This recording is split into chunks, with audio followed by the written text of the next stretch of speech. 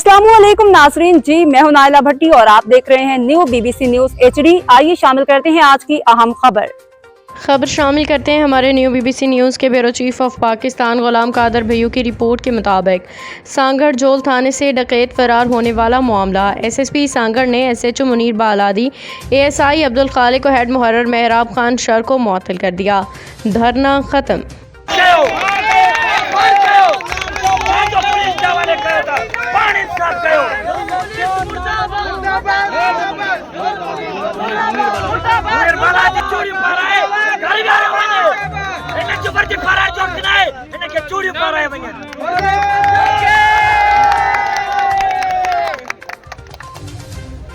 आवाम ने, मैंने, सारे गरीब लोगों ने पकड़ा है जिंदा। फिर पुलिस ने बोला हमारे हवाले करो, खुद नहीं मारो। मैं भी मार सकता था, मैंने कानून को हाथ में नहीं उठाया। मैंने कहा SHO तुम्हारी रेस्पॉन्सिबिलिटी होगी, अगर इसके साथ कानूनी कार्रवाई ना हुई, कोई मसला हुआ, तुम जिम्मेदार हो।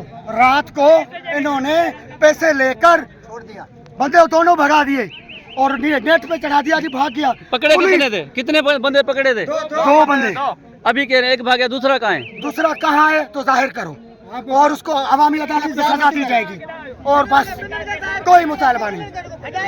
अब तक के लिए इतना ही। मज़ीद खबरों और अपडेट्स के लिए देखते रहें न्यू BBC न्यूज HD।